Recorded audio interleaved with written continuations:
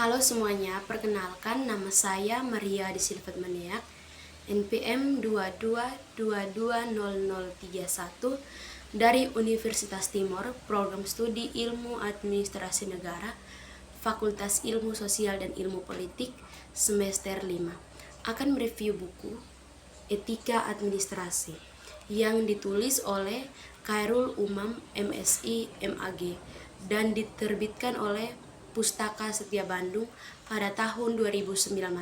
Saya mereview buku ini untuk memenuhi ujian akhir semester mata kuliah Etika Administrasi Negara dengan dosen pengampu Bapak Yoakim Rembu Esos, MAP. Bab 1. Konsep Etika Administrasi Negara. A. Etika. 1. Pengertian etika. Etika berasal dari bahasa Yunani, ethos yang berarti tempat tinggal yang biasa, padang rumput, kandang, kebiasaan, adat, watak, perasaan, sikap, dan cara berpikir. Adapun etika, etikos, yang berarti timbul dari kebiasaan, merupakan cabang utama filsafat yang mempelajari nilai atau kualitas yang menjadi studi mengenai standar dan penelitian moral. Etika mencakup analisis dan penerapan konsep seperti benar, salah, baik, buruk, dan tanggung jawab. Dalam bentuk jamak, teet berarti adalah kebiasaan. Dalam arti terakhir ini, terbentuk istilah etika yang digunakan oleh Aristoteles untuk menunjukkan filsafat moral. Dengan demikian, etika berarti ilmu tentang hal-hal yang biasa dilakukan atau ilmu tentang adat kebiasaan. Selain itu, ada pula kata moral dari bahasa Latin yang artinya sama dengan etika. Yang kedua, sejarah dan perkembangan etika. Para ahli filsafat sebelum Sokrates telah mempelajari etika, tetapi tidak satupun dari mereka yang menetapkan diri sebagai pengabdi bidang ini. Plato mencoba mengelola hubungan antara masalah-masalah etika dan masalah metafisika. Ia mulai mencoba menelusuri permasalahan etika walaupun masih bersifat filsafatis dan metafisis. Yang ketiga, manfaat dan unsur pokok etika. Pada pokoknya dapat dikatakan bahwa etika membantu manusia dalam memahami situasi dan kegiatannya. Memahami situasi dan kegiatan manusia berarti setiap kegiatan dan perbuatan yang dilakukan selayaknya diketahui alasan melakukan hal tersebut, tempat melakukan perbuatan, dalam posisi atau kondisi perbuatan tersebut dilakukan. Memahami berarti mengerti secara menyeluruh latar belakang sebuah perbuatan, meletakkan secara tempat persoalan atau perbuatan tersebut. B. Administrasi. Pengertian administrasi. Ilmu administrasi merupakan hasil pemikiran penalaran manusia yang disusun berdasarkan rasionalitas dan sistematika yang mengungkapkan kejelasan tentang objek formal, yaitu pemikiran untuk menciptakan suatu keteraturan dari berbagai aksi dan reaksi yang dilakukan oleh manusia, dan objek material, yaitu manusia yang melakukan aktivitas administrasi dalam bentuk kerjasama menuju terwujudnya tujuan tertentu. Administrasi sebagai ilmu. Ilmu sebagai objek kajian administrasi sepatutnya mengikuti alur pemikiran manusia yang pendekatannya dilakukan secara radikal, menyeluruh, rasional, dan objektif. Administrasi sebagai pekerjaan. Selain sebagai ilmu, administrasi juga sebagai suatu profesi atau pekerjaan yang harus diselesaikan secara tuntas dan memuaskan. C. Negara. 1. Pengertian negara. Negara adalah masyarakat atau wilayah yang merupakan satu kesatuan politis. 2. Unsur-unsur negara.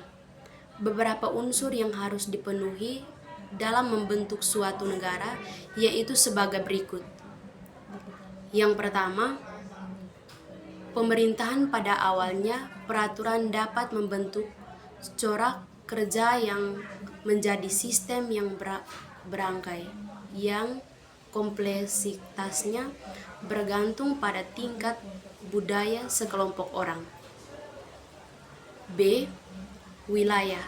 Wilayah adalah lokasi atau negara tertentu dengan seluruh kandungan potensi wilayah dan semua kekuatan yang dapat dimanfaatkan, baik yang bersifat fisik maupun non-fisik, secara kompleks, menyangkut keseluruhan tata ruang dan sumber kekayaan alam dalam tempat tersebut.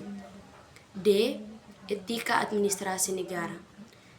Etika administrasi negara adalah seperangkat nilai yang dapat digunakan sebagai pedoman, pengangan, refleksi, sekaligus standar penilaian baik buruknya sikap, tindakan, dan perilaku administrasi negara atau birokrasi publik dalam menjalankan tugas dan tanggung jawabnya. Hubungan etika dan administrasi negara. Etika administrasi negara sangat berkaitan dengan etika kehidupan berbangsa. Administrasi negara atau publik tidak hanya terbatas pada kumpulan aksesan yang digunakan untuk membenarkan kebijakan pemerintah atau hanya terbatas pada disiplin ilmu.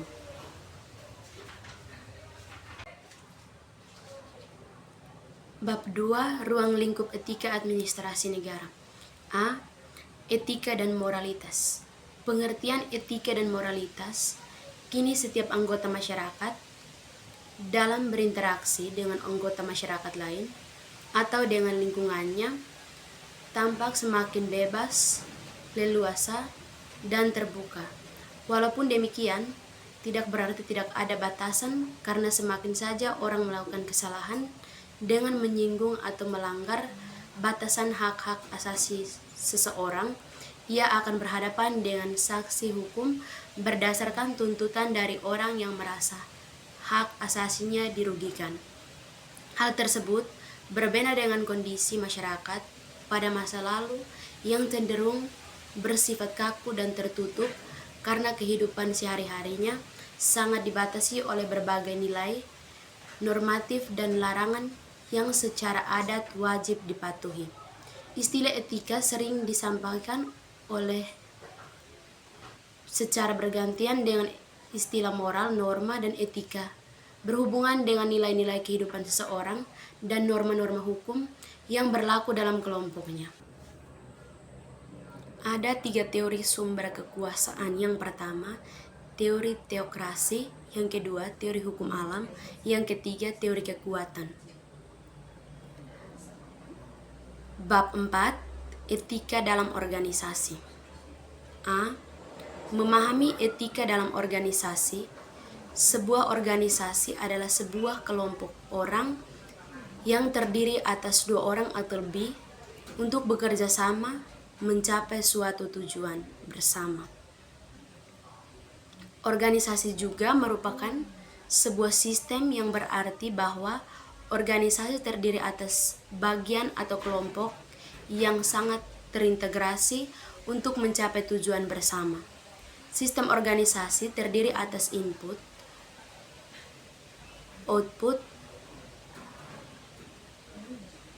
dan jasa. Keuntungan untuk konsumen.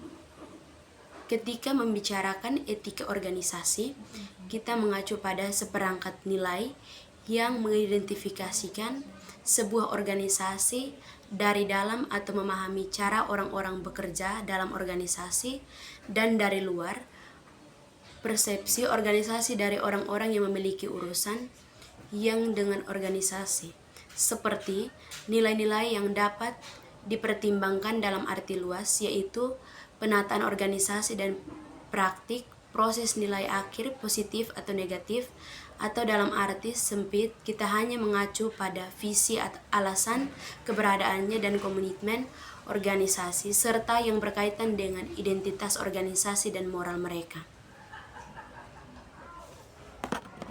Moral adalah istilah yang berasal dari bahasa Latin mos atau jamak mores yang berarti cara hidup atau kebiasaan. Moral dalam bahasa Inggris dapat diartikan sebagai semangat atau dorongan batin dalam diri seseorang untuk melakukan atau tidak melakukan sesuatu. Dalam bahasa Arab, kata moral disebut dengan akhlak yang berarti budi pekerti. Sedangkan dalam bahasa Indonesia, kata moral dikenal dengan arti kesusilaan. B. Garis-garis besar landasan etika. 1. Naturalisme. Berdasarkan aliran ini, alam raya diyakini terjadi serudirs secara alamiah yang diperlukan oleh Darwin yang memerlukan teorinya tentang evolusi hewan yang semakin lama semakin sempurna. 2. Individualisme. Paham ini memperdapat bahwa setiap orang bertanggung jawab secara individual bagi dirinya. Dalam hubungan setiap orang, paling pokok adalah individualnya. 3. Hedonisme. Kata hedonisme berasal dari bahasa Yunani hedone yang berarti nikmat, kegembiraan. Hedonisme bertolak dari anggapan bahwa manusia hendaknya hidup semakin rupa sehingga ia dapat semakin bahagia. Bab 3. Legitimasi. Kekuasaan negara. A. Pengertian legitimasi. Sebelum membahas arti legitimasi, kekuasaan kita harus memahami yang dimaksud dengan kekuasaan. Adapun kekuasaan adalah kewenangan yang didapatkan oleh seseorang atau kelompok untuk menjalankan kewenangan tersebut sesuai dengan kewenangan yang diberikan. Kewenangan tidak boleh dijalankan melebihi kewenangan yang diperoleh atau kemampuan seseorang atau kelompok untuk mempengaruhi tingkah laku orang atau kelompok lain sesuai dengan keinginan pelaku. Menurut Max Weber, kekuasaan adalah kemampuan dalam suatu hubungan sosial melaksanakan kemauan sendiri sekalipun mengalami perlawanan dan apapun dasar kemampuan itu. Akan tetapi, kekuasaan yang dipermasalahkan di sini adalah kekuasaan negara dan ciri khas negara bahwa kekuasaannya memiliki wewenang. B. Jenis legitimasi. Menurut Sibelius dalam Franz Magnus Sesune, bentuk legitimasi dilihat dari segi objeknya dapat dibagi menjadi dua bentuk, yaitu sebagai berikut. 1. Legitimasi materi. Mempertanyakan wewenang dari segi fungsinya. Untuk tujuan wewenang dapat dipergunakan dengan sah. Wewenang tinggi dalam dimensi politis kehidupan manusia menjelma dalam dua lembaga yang sekaligus merupakan dua dimensi hakiki kekuasaan politik, yaitu dalam hukum sebagai lembaga penataan masyarakat yang normatif dan dalam kekuasaan atau eksekutif negara sebagai lembaga penataan efektif dalam arti maupun mengambil tindakan. B. Nilai dan keutamaan dalam organisasi. Kepercayaan adalah kebijakan universal yang berfungsi sebagai payung di atas nilai-nilai kunci dalam organisasi. Organisasi adalah unsur penting sebagai pelumas yang memfasilitasi bisnis dan interaksi sehari-hari. Orang-orang yang dapat percaya oleh orang lain untuk mengikuti pekerjaan dan komitmen mereka, sama seperti orang-orang dalam masyarakat, dapat bergantung pada organisasi untuk menegakkan kata-kata dan janji-janji organisasi untuk masyarakat. C. Moral organisasi.